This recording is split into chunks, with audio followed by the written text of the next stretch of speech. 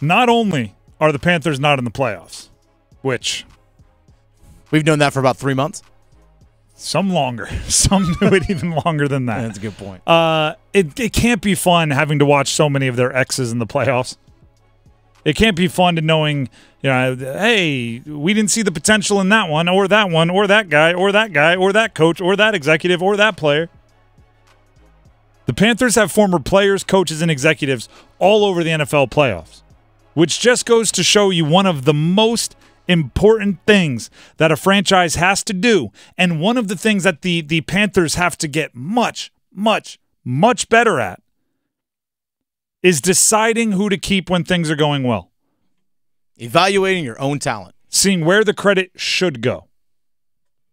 And by the way, this is not an easy deal. We've seen other teams mess this up. If you watch the Eagles over the weekend, what you're learning is that the offense and defensive coordinators who are now head coaches elsewhere after last year probably should have been given more credit for what was going on there, and maybe Nick Sirianni given a little less credit. Right? Maybe Shane Steichen, their offensive coordinator, is now the head coach of Indy. Maybe, you consider keeping him and moving on from Sirianni. I don't know. 2020 hindsight. Or Panthers should have hired Shane Steichen. Maybe the Panthers should. There's another 2020 hindsight. But you can go back and find examples like that all over football. I bet you the Falcons wish they didn't go, oh, Dan Quinn's the guy. I bet you they wish they went, oh, Kyle Shanahan's the guy, after they made it to the Super Bowl and lost to the Patriots. Right? Hey, let's move on from our head coach, keep our coordinator. Why? Because we think he's the one that's due for the success. The Panthers, they did keep people. You know what I mean? There were people they chose to retain, and they picked the wrong ones. Now, I'm not going to say that Baker Mayfield should have been kept because, gosh, was it rough there for a while? But what I am going to say is the Panthers didn't know what they had in Baker.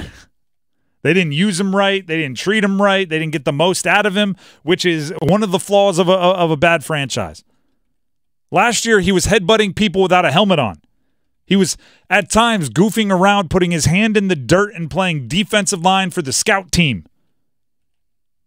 He threw for 300-plus yards and 3 touchdowns and a playoff win over the Eagles last night. You weren't using his talent to the best of his abilities, were you? Let's hear from Baker. Here he is on embracing the underdog role.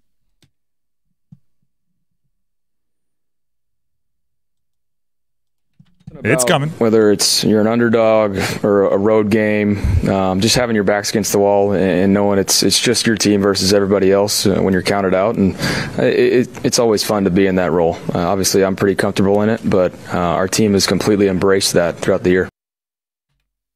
He's got the Bucs playing well. He's got the Bucs in the second round of the playoffs. Yeah.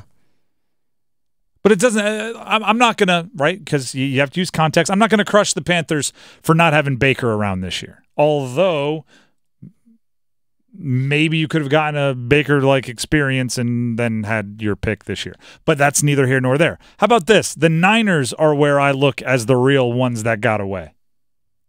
Christian McCaffrey and Steve Wilks. There's the real ones that got away.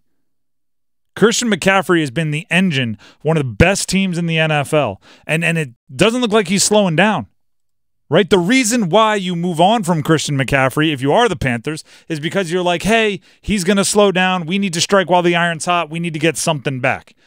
Didn't time that well.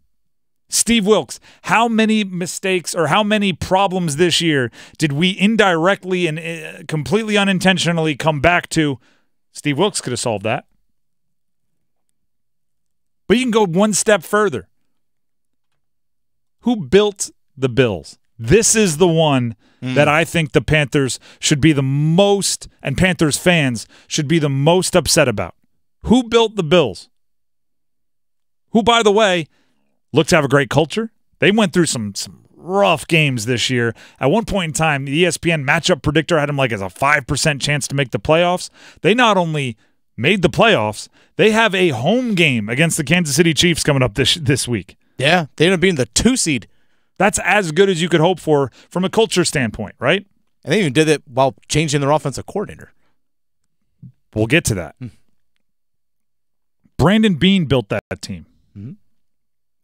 He was with the Panthers from 1998 to 2015.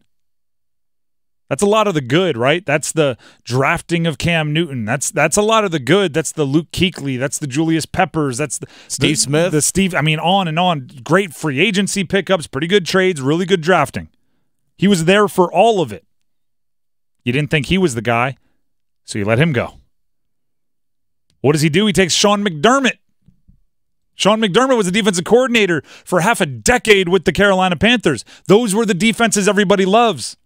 Right? Those were the Kuechlys, the Thomas Davises, the Josh Normans. Those were the defenses everybody loves. Panthers thought it was Ron Rivera. Keep Ron Rivera, let the defensive coordinator walk.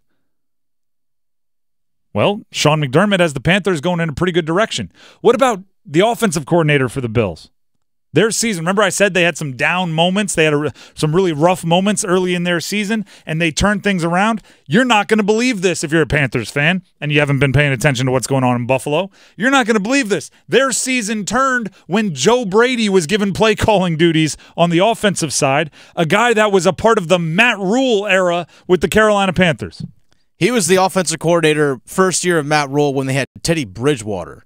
And that's what I'm talking about when you have to evaluate who in your system is a mind you want to keep around. I'm not saying that the Matt Rule era was awesome, but I'm saying, you know, I'll use this as an example. Grew up a Sixers fan, right? Do you remember the process? Remember how bad that was?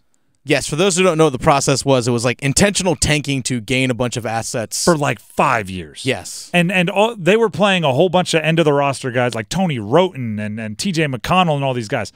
And they were just looking for one or two good players that could be role players once they actually start trying to win. Mm-hmm. Once you realize the Panthers stink, you might have to look around and go, is there one or two brains here that we like? Let's try to keep those. One of the most important things a franchise has to do, specifically when things are going well, and if you keep in mind, right, Brandon Beane, Sean McDermott, these are guys from when the Panthers were going well, is you have to look around and go, who deserves the credit? We can't keep everybody. We need to keep the keystone species, right? We need to keep the guys who, if they leave, this whole thing's going to come tumbling down. And if you pick the wrong guys, you're in trouble. The Eagles picked the wrong guys. Maybe you could argue twice, right? They won the Super Bowl, and then some thought it was, ironically, Frank Reich, because he leaves and that offense kind of comes tumbling within itself. Then they have a Super Bowl run last year. The offensive coordinator leaves. That offense kind of comes tumbling within itself. You have to keep the guys that keep everything up and running. The Panthers were really good not that long ago. Right? You start hearing like Detroit Lions won a playoff game, first time in 30 years. That means the longest winless streak in the playoffs is the Dolphins going back to 2002. These are really, really long droughts. The Panthers were in the Super Bowl like 8 years ago. Yeah. And the problem is the ones that were the keys, right? The people that were the movers and the shakers, the bright minds, were the ones they let leave, right? I would love to see what the Panthers could be if they looked at Brandon Beane and said, no, you're a rising star. You're not going anywhere. We'll promote you if we have to.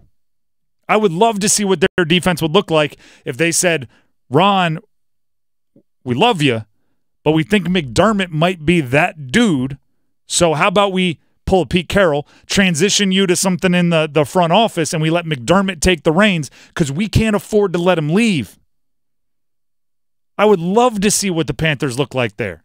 You know, it's amazing because he was, Brandon Beane, who you're talking about, was under both Marty Hurney, Dave Gettleman. Then when Marty Hurney came back, those guys go to other places. Like Dave Gettleman goes to the New York Giants. He's the guy that drafts Daniel Jones and, you know, kind of a whole bunch of hog mollies, as he likes to say. And then we see Ron Rivera and Marty Hurney end up in Washington. Look what's happened there. The proof is in the pudding. Yeah. The proof is in the pudding. If you pick the wrong horses, can't be surprised when you lose the race. Mm-hmm. And looking at the playoffs, you're going to see, oh, former Panther here, former Panther there, former Panther there. And not just that. One last point, also some ones that got away. CJ Stroud. Right? You're also going to see if you pick the wrong internal candidates and in a lot of ways you pick the wrong external candidates, it's going to be tough. If there's one thing the Panthers have to do better, it's just understanding where the credit goes.